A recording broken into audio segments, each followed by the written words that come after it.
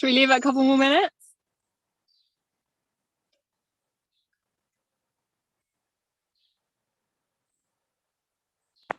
I think we're already live, aren't we?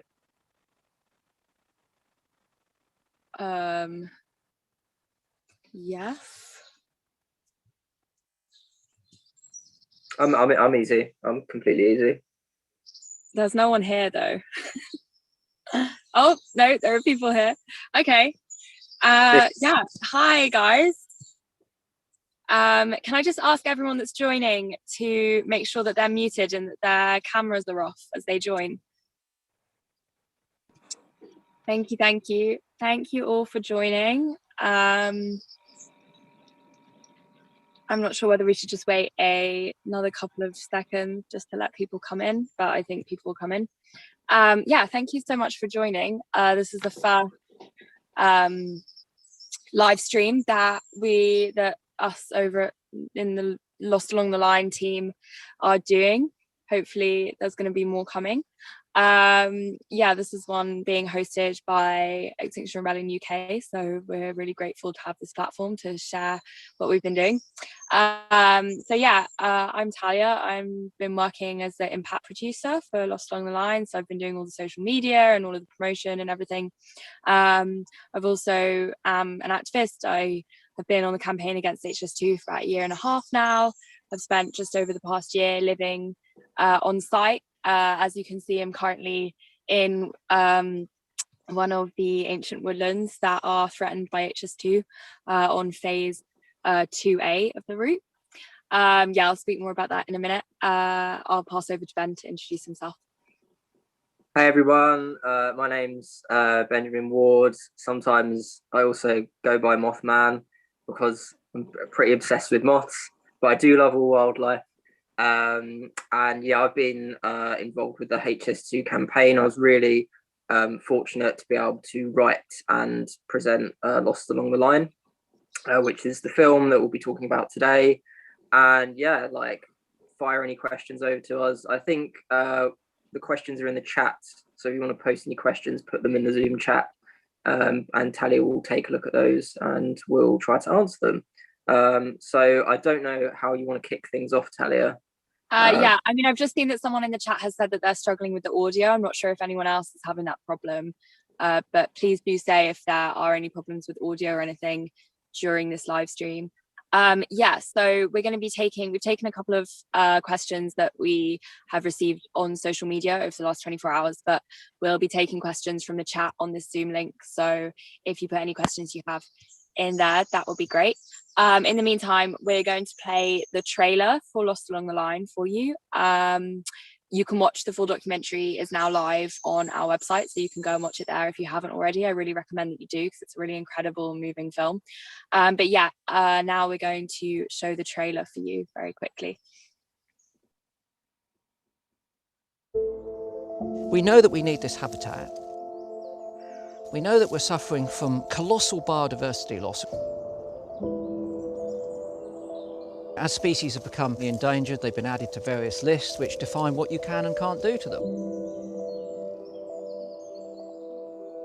It appears that you can get around that to destroy these animals or their homes.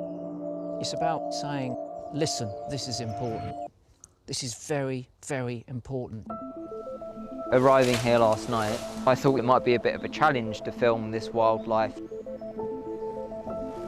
So the wildlife doesn't know what's going on, like it's still using this space. I've got a little camera trap here. I'm just going to set that up to see if we get evidence of any badgers coming. Technically the first hard evidence. If Natural England are giving out licences with specific terms in them, then what is the point? HS2 is a huge infrastructure project to head through 108 ancient woodlands. Saplings to replace an ancient woodland. The Amazon, who are we to say don't burn those forests when we're still cutting them down? Living in trees, we can slow their destruction. We think there might be an eviction. We don't have the money. Get on there! It's going to be stopped at some point. How many more ancient woodlands need to be destroyed till we get to that point?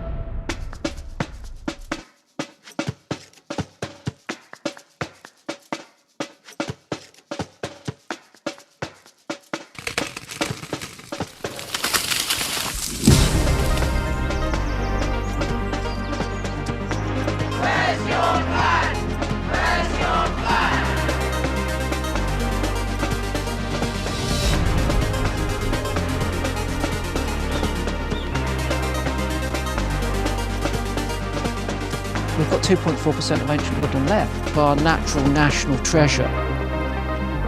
We've got to make a last stand for every single woodland, a last stand for wildlife.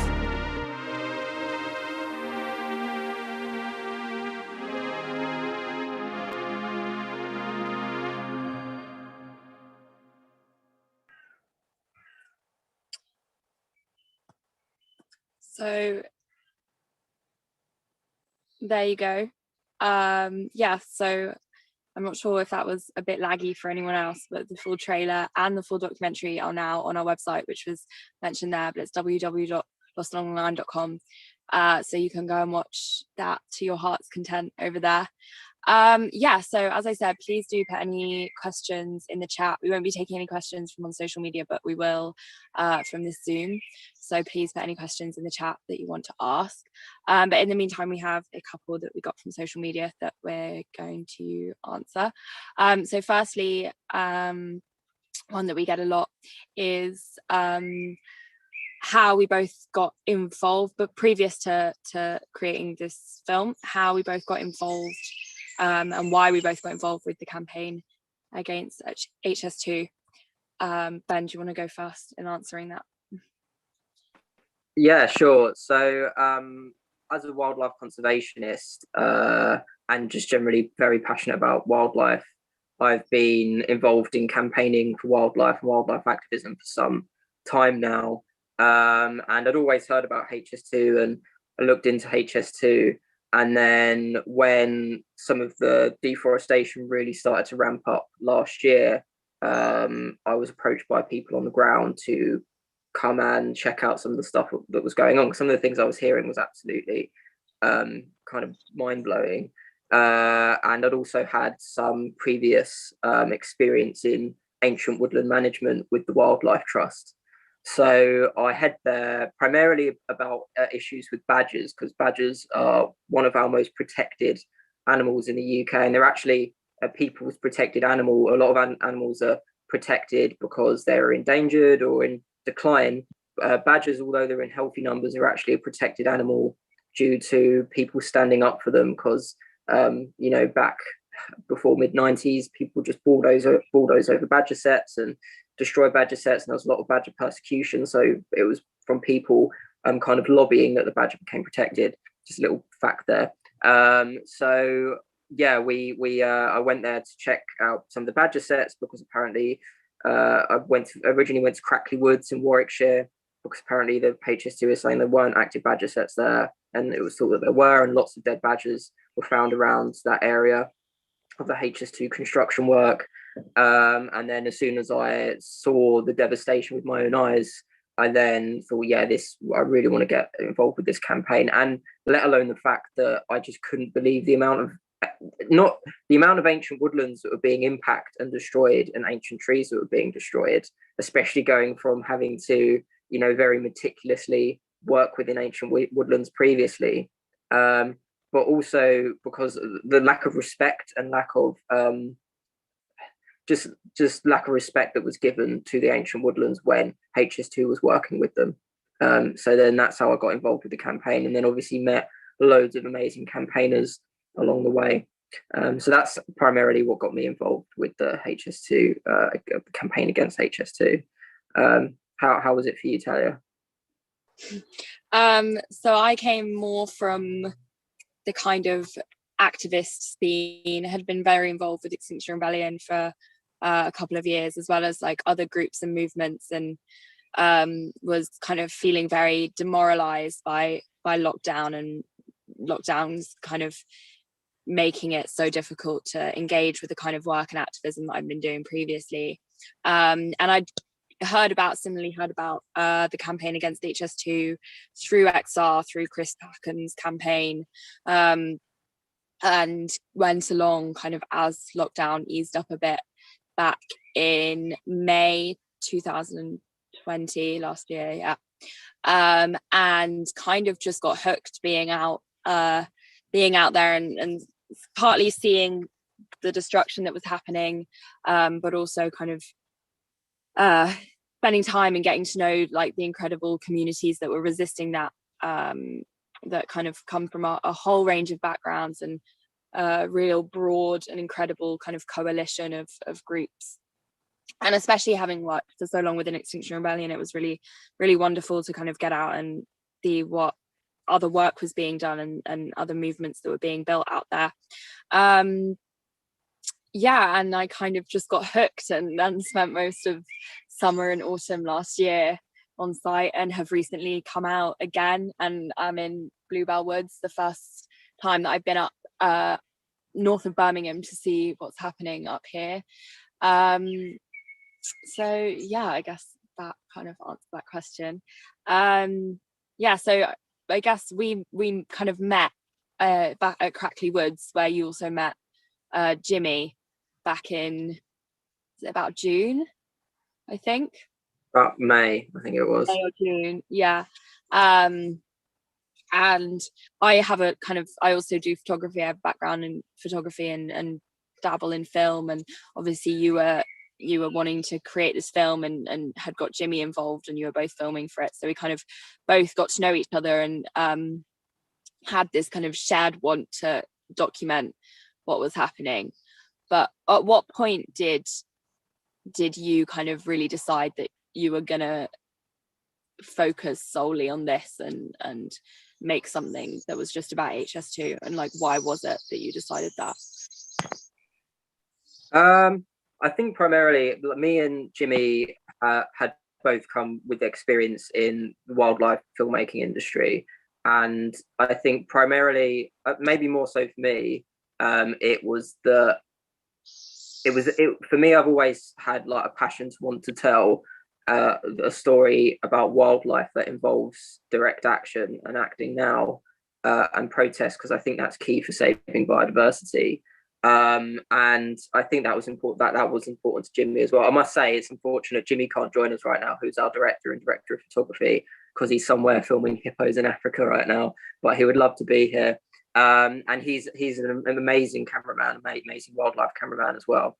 Yeah, and I think it was just such an important story to be told. I think we both felt, and we both actually, I came to Crackley with some of when I first went to my first protection camp, one of the first protection camps. I bought my camera gear, he had his camera gear, and I think we're just like, yeah, this needs the rally of the wildlife filmmaking industry behind it, and we wanted to kind of, you know, go in both directions, in that, like, have a story to present to that industry and also bring that industry to the movement. And that's what we were hoping to do and achieve with this. So that, I think we decided pretty early on that we wanted to do that. We actually went to film woodpeckers at Crackley Woods, which is a scene in a documentary. And then from there we were like, yeah, we need to, you know, extend this out and write a documentary, basically. So yeah, that's how it started. I think that was the first weekend we officially met as well. I remember vividly those woodpeckers at Crackley Woods, because we could hear the chicks every day, literally 24/7, like chirping away in the trees, and we just didn't really know what it was. And then you kind of got up in the tree and we filmed them and realized that it was a woodpecker and that they had their nest right there. That was really exciting. Yeah, if anyone's never heard a greater spotted woodpecker chick, they don't shut up. They literally, I don't understand how they do it. They do not stop. It's constant. Yeah. And it's been really, I think it's been really exciting for us, especially because we've both done various different bits of work within the campaign against HS2 for the past, well, over a year now. So I think it's been very exciting to finally get to release this documentary, especially for you and Jimmy, because you've been working solely on this and tirelessly on this. What do you hope the impact of it is going to be for the campaign and for kind of the greater fight against HS2? Well, that's a big question. I think our call to action with the film was, like I said, always to draw attention to how direct action and acting now can help save biodiversity. And I'm hoping that it will get more people involved with the movement, and have people join the movement in all different ways. You know, there's lots of different roles and components to a movement. So that's what we're hoping the film will do, I suppose, as a call to action. I'm hoping that it will open up conversation, like I said, like I was previously saying, open up conversation maybe more within other wildlife filmmaking facets, to talk about these things more, in terms of, in wildlife film, talking about the human nature relationship, and in this case the human nature relationship being HS2 and ancient woodlands, and how that is, you know, devastating. So yeah, that's how I'm hoping where the film will take individuals and audiences. So yeah, I think that's a answer that is quite, like, it's quite a big question. Yeah, and I think one of the really incredible things about the campaign is that it has brought, so obviously a large part of it is about the environmental destruction that's happening, but it has brought so many different people and groups together, even broader than just the kind of climate and environmental justice movement. You know, I mean, obviously Extinction Rebellion has been hugely involved, and Chris Packham and his campaign has been a big part of it, but there are so many more groups and individuals that have taken a part of it, you know, from that kind of animal rights and liberation movement, from like local groups, local people, travelers, loads and loads of different people, squatters, like, yeah, it's really incredible to see all of these groups come together in this resistance. But I think there's definitely, kind of having spent time working with you and Jimmy, and knowing kind of other people that work within kind of wildlife conservation, there is a real kind of deafening silence from that industry when it comes to HS2, considering it's the largest act of deforestation that we've had in this country for over 100 years, and how destructive it is.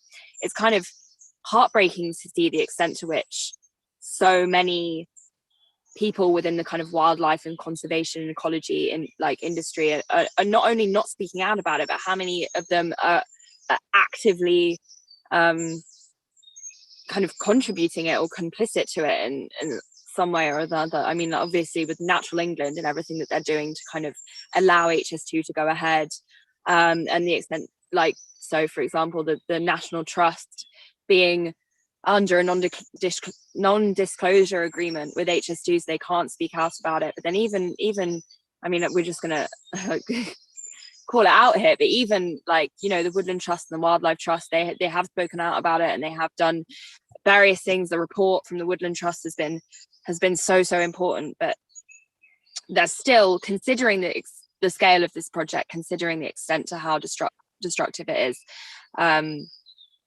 it's a shame that there isn't more of a noise coming from these people that supposedly kind of dedicate their lives to fighting for wildlife. And I think that's what was really so great about what you and Jimmy have done, is because you're some of the few people from that industry that have really kind of dedicated a lot of time and energy and resources to bringing people's attention to this. And the fact that you got Chris involved is just great, and hopefully that'll only support our campaign. Sorry, go ahead. Were you going to say something? You go ahead. I think I was just looking at the chat. I think, yeah, what was I going to say? Yeah, I think this is one of the things that, you know, when you're writing a documentary and presenting information in that way with a narrative, I think it is also about making people aware of what was going on, because they literally started major felling a week after the first lockdown was announced, because apparently it's essential work to destroy our life support system. So a lot of people didn't know what was going on. It's in some spaces happening in the middle of nowhere. So we wanted to bring this, the destruction of wildlife, more, you know, to people's screens, to try and make it more visceral. And, you know, it's difficult to try and see some of this wildlife, let alone film some of it. So that's what we wanted to do, to be able to present that. And I think you know, personally, as a conservationist, I would like to see a unity between, you know, the environmental movement and NGOs and the wildlife filmmaking industry. And there is a unity there. I'm not saying that unity doesn't exist, but I think, like, you know, to say that we're all in this together, none of us want the collapse of our ecosystem, especially in the UK, which is one of the most nature depleted countries in the world, or even argue the most nature depleted. And it's scary now. It's some, like you were saying, the impartial kind of tone taken by maybe some organizations, because of how it might seem radical or political, but to some degree I don't even think it could be more radical. I mean, it's like the state of the ecology is pretty bad in this country. I mean, when you look at this year, right, we've had one of the worst years for insect emergence. Blue tit populations, one of our most common songbirds, have plummeted this year, which are all kind of knock-on effects of climate change. We really do need to look at new avenues to start pursuing the ultimate protection of pristine habitats in the UK, like ancient woodlands. Sorry, I went on a bit of a lecture there. No, it's good. It's good. And I think it feeds quite well into kind of what we're doing now, what we were planning to do now, that got a little bit disrupted because of the pandemic, but what we're hoping to do kind of going forward, and kind of the work that we're hoping to do with the mobile ecology team, especially on phase 2. So for those of you that don't know, there is a new team that has been set up within the kind of campaign against HS2, been spearheaded by protesters, very devoted protesters that have been involved for a very long time.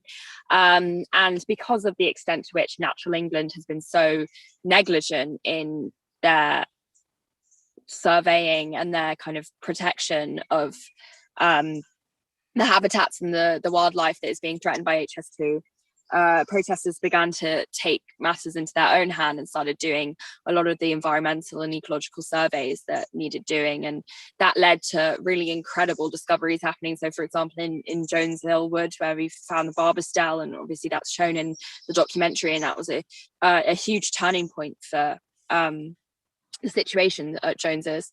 So yeah, this team has now traveling up and down the line, and is doing things like bat surveys and setting up trail cams to try and get evidence of badgers and other animals in the woodlands. And so what I've been doing over the past week, to coincide with StopHS2 North's Truth Trail, which is similar to the Rebel Trail that HS2 Rebellion organised last year. A bunch of locals and protesters are walking the route of part of phase 2 from Lichfield up to Wigan. It's about 90 miles. They're walking that over a week, and I have been joining them for the past few days, but going off on my own little adventures to some of the ancient woodlands that are threatened in phase 2A.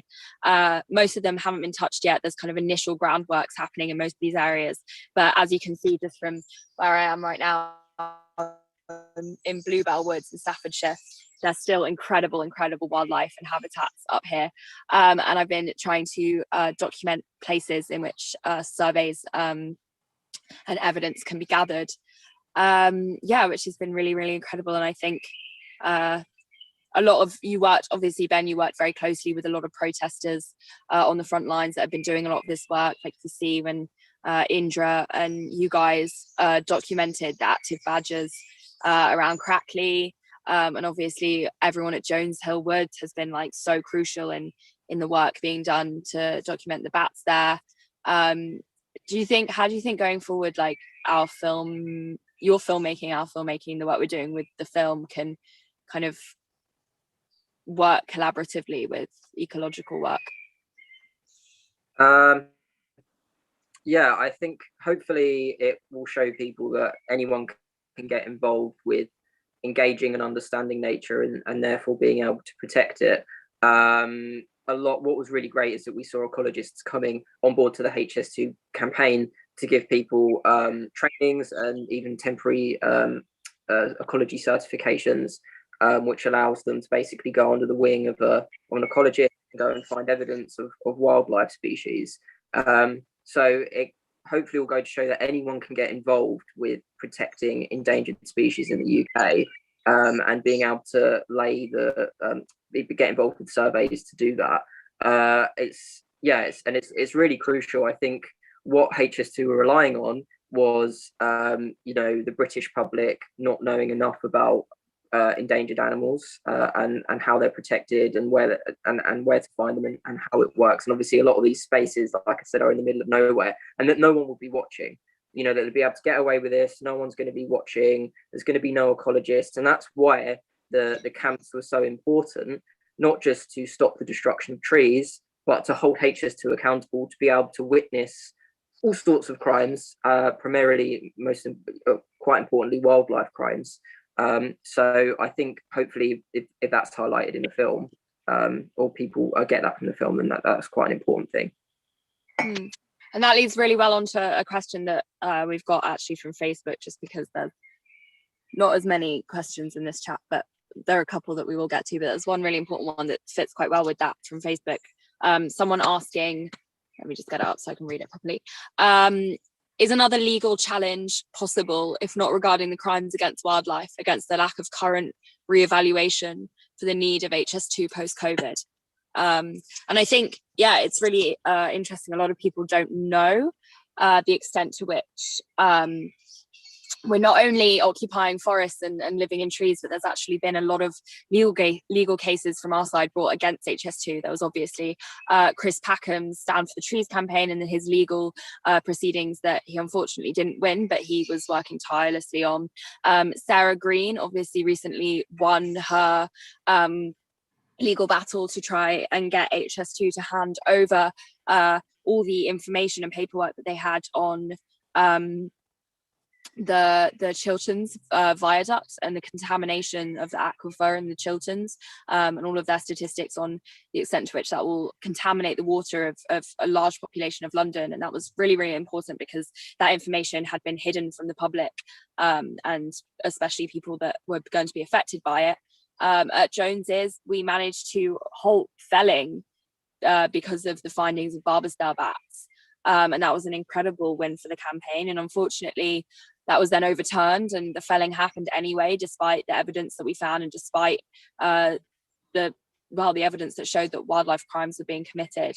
The thing with HS2, I think, is that as you say in the documentary, Ben, like it's such a broad and major project that it's impossible for crimes not to be committed, whether that's wildlife crimes or whether that's crimes against people, or whether that's like crimes against protesters or whatever. It's so difficult for them to implement this scheme without breaking the law, and there's dozens and dozens of things that HS2 could be taken to court over, from poisoning people's water to assaulting protesters to stealing local people's home and land, not to mention all of the wildlife crimes that they're committing. The difficulty is, I think, is that firstly, it takes a huge amount of time and resources and money in order to follow through with court proceedings like that. And unfortunately, that's just not something that we have as a kind of grassroots campaign. And also, HS2 is fully backed by our government. It's fully backed and funded by our government. They have an unlimited amount of resources. So I think it's less of a question of whether it's possible for more legal proceedings to be put forward and against HS2. I think it's definitely possible, but it takes a lot of hard work to be able to have anywhere near the amount of platform and leg to stand on to go up against a project like HS2. I don't know if there's anything you want to add to that. There's a few more questions coming in. Ben, I don't know if you want to add anything. Well, I was just going to say it's HS2, and like Dr. Larch Maxey says in the documentary, you kind of scratch the surface, and it kind of shows this corrupt scheme that is our system, the corrupt system that we're in at the moment, this toxic system that doesn't work, that gives us this corrupt project, arguably potentially the most corrupt construction project in Europe. And it's a way, it's a moment for people to stand up against the system and say, no, we don't want this. Stand up against the government and say, no, we don't want this. And this is the thing, that when you decide to make a project like HS2, which is way over budget, they're going to start cutting corners. And when you start cutting corners, you start putting people's and wildlife's life at risk.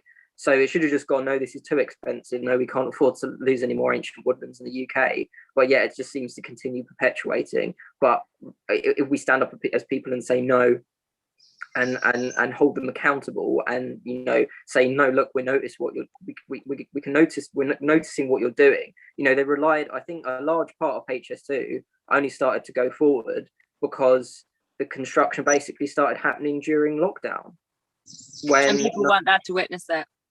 Like it blows my mind that after a week of first lockdown being announced, they started destroying so many trees. Major felling started to begin because apparently it was needed work at the time, and they were relying on people not noticing. And it's just like completely undemocratic, and people were relying on those spaces. I think that's one of the things that sickens me, is that people were relying on open spaces, green spaces, for their mental health during lockdown, when people were limited to being inside. They weren't allowed outside as often as they are now, but like they were relying on these green spaces, and the government was fencing them off and saying you're not allowed to come into this woodland, even though it's your most local area of greenery. And I think it's ridiculous, basically. Someone else has just said that they're not hugely engaged with this topic, as it feels like a losing battle as a result of too much control from the government and corporations, and not enough people care. And I think, just like you said just now, Ben, like that's exactly the point. I think when it comes to any oppressive system, when it comes to the implementation of any oppressive system or a project or anything, they rely on the masses, they rely on the general public to turn a blind eye or to feel that any resistance is futile, because that's how they can continue to exploit and oppress people and the planet and everything. And I think that's unfortunately the response that we get from so many people, especially local people that have had to kind of struggle against HS2 for over a decade, whilst the rest of the country didn't even know it was going on. And so many of them have been so exploited and so abused by HS2 already that they really just don't have any motivational energy to fight against it. But I think with any injustice, especially when it comes to a project that is stripping so much away from us in a time that we're already losing so much and that we're already struggling so much as a society, it's so important to continue that resistance. And it may feel futile, but if what I always say is that if anyone that kind of felt the futility of it and doesn't act because of that, if everyone that was in that position thought, I'm just going to do a bit, I'm just going to try a bit, it would make a much bigger difference. I'm just going to look at some of the other questions. While you're just doing that, I just sort of mentioned that obviously there's two different phases of HS2. There's the first phase, which I guess a substantial amount of construction has happened with the phase 1 so far, but the second phase, there's still time to stop the second phase. And stop even more ancient woodlands from being destroyed, and other habitats, not just ancient woodlands, a number of pristine, important habitats and homes. So yeah, like there's still a lot that can be stopped so far, in my opinion, anyway. Yeah. So there's a lot. Oh, someone's asked from YouTube. Rob has asked. He said he lives near Crackley, and he's asking whether there's still an ongoing resistance there. So Crackley Woods Protection Camp is no longer an open, up and running camp. We started packing that up in February.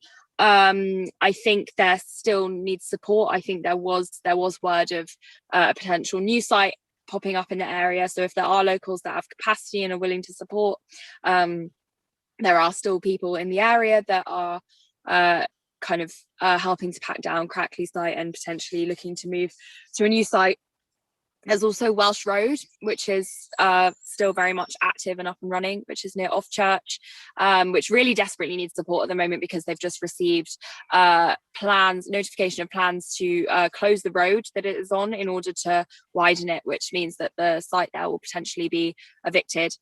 So yeah, Welsh Road Protection Camp, I think they're on social media, but you can also just go along near Offchurch. More questions. Do you feel that unless people are directly affected, they don't care or have the knowledge to be concerned? And I've got an answer to that. Go for it. The one thing, not the one thing, but something that was very important that we highlighted in the documentary is the laws that are being manipulated against pristine habitat protection and wildlife protection. So what HS2 has proved is that our government has the power to rewrite laws for their own agenda. So one of the things that Chris says in the documentary is that if you have a bat roost in your house and you touch that bat roost knowingly or moved it or disturbed it, you would get seriously fined. You know, if HS2 did that, they get the pass. So why is that allowed to happen? Number one. Secondly, what I'm leading on to is that HS2 is a gross example that no matter how protected a habitat is, this government has the power to just go and destroy it. So this could happen in your back garden. So unless we stand up to these laws being rewritten and manipulated, then it can happen anywhere. You know, if the government can get away with this, who knows before they're destroying the environment near you or near your home. So I think it's about the wider scale of the situation as well, not, you know, ancient woodlands being destroyed between Birmingham and London. Like I've never witnessed wildlife protection laws being manipulated in this way ever in my experience in conservation, wildlife conservation. So that's almost the more worrying thing for me, and I think a lot of others, is that aspect of HS2, and that's why it needs to be highlighted. That's, you know, one of the main kind of narratives that we follow in the film. So, and yeah. I think also because obviously, I mean, it's shocking the extent to which we don't, like you said in the film, Chris Packham says that only 4% of wildlife cases brought to court are actually won, and it's shocking that that legislation isn't upheld and that we don't have more strict legislation. But when you think about it with HS2, like the extent to which that they're also committing heinous crimes against people, you know, and people are usually more protected, like not rightfully, but are usually more protected in law than wildlife is. And they're still managing to manipulate the law and get away with so much corruption against people and against families and against local businesses and local people, you know, through their compulsory and temporary purchase orders, and the extent to which they're seizing land from people and not paying them and not even giving them compensation, and causing so many people to become homeless or to lose their income. It's kind of shocking, you know, that the wildlife crimes are being committed, but the extent to which they have literally no regard for legality and kind of just care for this country and the people of this country is just shocking. We've got quite a few coming in from Facebook and YouTube. How Anne Spooner from Facebook says, how exactly do you get a temporary ecological certification? So basically you need to be trained by an ecologist, a practicing ecologist, I believe, to look for specific species within a bracket. So you could be trained to, say, look for signs of hazel dormice or bat roosts and so forth. So we saw ecologists coming to the camps to train people for those temporary certifications, which is, I think, one of the aims of the mobile ecology team, or, you know, one of the wider kind of goals of the ecology team to be able to do that, because obviously it costs money to, you know, pay for an ecologist. A lot of the ecologists, I will say, came and contributed their time for free, and they're really helpful and really giving. But also, you know, it's tough being an ecologist. That's why, you know, ecologists are working for HS2. You know, I'm not necessarily rooting for any and all of the HS2 ecologists, but work's tough. Like most ecologists have to go into construction work because there's no other work for them. So I think, yeah, like we can support the ecology community as well, which is why we're trying to fundraise for the ecology team. So I think it will need to come from ecologists. I spoke to Kevin not too long ago, who was involved with the film, that said that they might be able to do temporary ecology certifications online, which might be a potential avenue for the team in the future. So yeah, that's how you get a certification. But I think another really important thing is that what happened at Jones's is a really good example of how people that don't have, you know, extensive experience or qualifications in these areas can still make a big difference just by doing their own surveys. You know, you can get a bat detector and use a bat detector without having any training in it, and just by doing that in that area, they had evidence that then brought down that Kevin Hand, who's a senior ecologist, and then he was able to do the surveys that then provided proof that there were barbastelle bats in that area. So it doesn't take a genius or a professional to do the kind of minimal documentation and evidence gathering in order to find the potential for species that then could mean a lot. Someone else has just asked, Calvin from YouTube has just asked, how much research has been done to research the fungi and mycelium in the area and how the project affects huge ecosystems. Also trees relying on mycelium. I don't know anything about this. I'm not a ecologist or a conservationist or anything.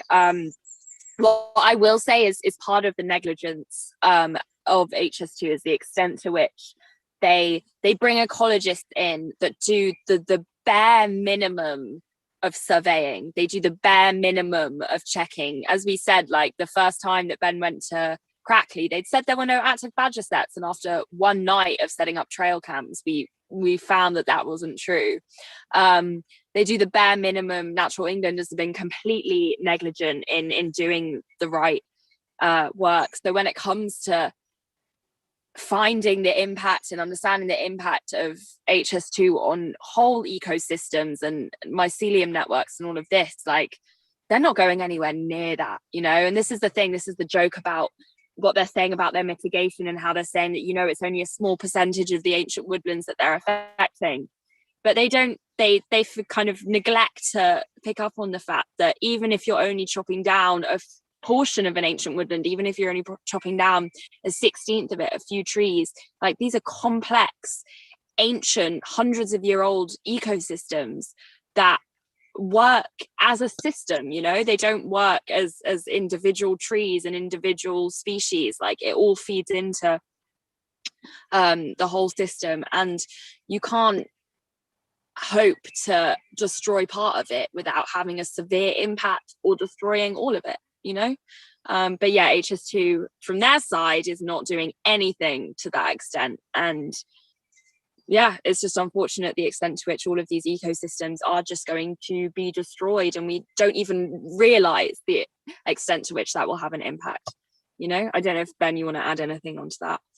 Yeah, I think in regards, you know, there's more research these days talking about how mycelium is, you know, is used as for plants to communicate with one another through the root systems, which is amazing research. I see papers and it blows my mind about it. Something that's absolutely ridiculous, right? I don't know, a lot of people might know this on the chat already, but HS2 acknowledged this because people are saying you can't replace an ancient woodland because of these ancient communications that have been established in the soil and the microcosms in the soil and so forth. And they said it's fine. When we fell an ancient woodland, we'll just rip up the stumps, dig up the soil that was underneath the ancient woodland, move it somewhere else, and then plant new saplings into it, and you've got a piece of ancient woodland. And like, how ridiculous is that? Like, the Woodland Trust turned around and said your ecology, your mitigation isn't based on science. Like the Woodland Trust, that's our NGO that's there to manage and look after and research woodlands and ancient woodlands. And it just goes to show, it's almost like a sick joke to them that they do that and think that it could work. And it's just some weird, it really infuriates me. Like they don't even plant saplings properly. Don't get me into that. Well, as you said, they are literally just rewriting, making up laws and legislation and even science as they go along. Like they're just winging it, really. It's ridiculous, yeah. And the mitigation is a joke. The mitigation is a joke that they do. It doesn't work. You know, it's really easy. Do you know what? It's so one of my a terminology that I hate with a passion is planting trees, because it sounds great. It's what every like, oh, we're gonna plant trees. Yeah, it's really easy to plant trees, and it's really cheap to plant trees. It takes a lot of resource to have to maintain them and make sure that they adapt into an ecosystem, grow into an ecosystem, a substantial ecosystem, which doesn't happen. You just plant the tree in the ground. Yep, you know, we planted the tree. If it dies, it's not there. It's no business on them, and it doesn't matter. So that's what we're seeing with HS2. You know, they're just planting trees, and they're buying tree saplings probably from their friends. It's a back pocket deal there. I won't go into that. But yeah, it's just like you can do mitigation. We touch upon it in the film properly. Like, there are ways that you can mitigate things properly. Mitigation can work on smaller scale projects, but yeah, like, it's ridiculous. HS2's mitigation, a lot of it isn't done properly either. Right, I think we should probably start wrapping up there, not least because I am in a woodland and I have very limited phone battery. But thank you so much, everyone, for tuning in. Please go and watch the film. You can watch it now. It's live on our website, lostalongtheline.com. Follow us on social media, share with all your friends. Make sure you've signed up to our mailing list so that you can get updates, because we'll have more exciting panels and events coming soon. Please support the campaign that is still ongoing. There are so many groups and movements involved in it. It's not just Extinction Rebellion. We're not here. We're very thankful to Extinction Rebellion for letting us use their platform, but we are not here as part of Extinction Rebellion. Right now, the film is not made for Extinction Rebellion. I just want to make that clear. It's for this very broad and beautiful coalition of groups that are involved in the resistance against HS2. There's a lot of information about all of them on our website, which you can look at. Please, if you have the resources, donate to our fundraiser to help us with promotion, and also with our work that we're doing with the mobile ecology team. Or you can also donate directly to that team, but we'll be working very closely with them. And yeah, in the meantime, watch the film and enjoy. And yeah, never give in to futility. Never think you're powerless in the face even of something like this. Thank you. Ben, I don't know if you have anything else you want to say. Well, thanks everyone for tuning in. Thank you everyone for supporting the film, and anyone that supported the campaign as well. And yeah, it's the summertime. Go out and check out some nature. It's the time to go out. Come into a space like this. It's beautiful.